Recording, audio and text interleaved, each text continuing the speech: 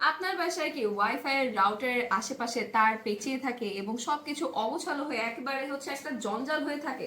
আপনার এই সমস্যার সমাধানে আমরা নিয়ে এসেছি ডাবল স্ট্র্যান্ডেড ওয়াইফাই রাউটার, যেটা থাকবে রট আয়রনের ভেতর। সো এই জিনিসটা আপনারা বেসিক্যালি পাচ্ছেন, কিন্তু প্যাকেজিংটা এভাবে কিন্তু হচ্ছে অনেকগুলো ইনস্ট্রুমেন্ট দেওয়া থাকবে, এবং যখন এটাকে আপনারা একসাথে সেট করবেন তখন ইনস্টলের আগে কিন্তু জিনিসটার লুকটা এরকম হয়ে যাবে। সো এটার ভিতরে আপনারা কি কি পাচ্ছেন, কি কি পার্টস রয়েছে আপনাদেরকে দেখিয়ে দিচ্ছি।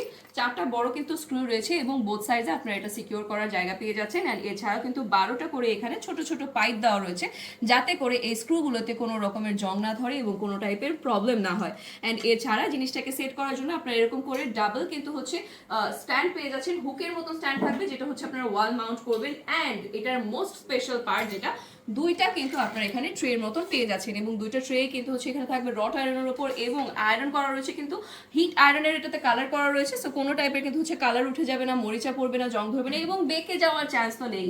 এটাকে ওয়াল মাউন্ট করার জন্য আমরা কিন্তু আপনাদেরকে এরকম রয়্যাল প্লাগ দিয়ে দিব। সো চলুন দেখা যাক এটাকে ওয়ালে মাউন্ট করলে কেমন দেখা যায়।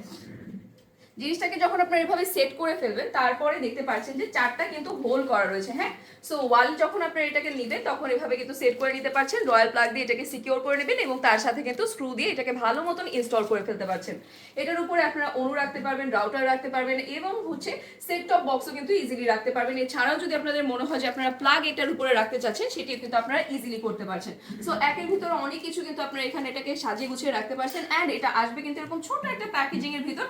আপনাদের জাস্ট জিনিসটাকে সেট করে ইনস্টল করে নিতে হবে। তাই দেরি না করে কিন্তু আজ অর্ডারটা কনফার্ম করে দিবেন।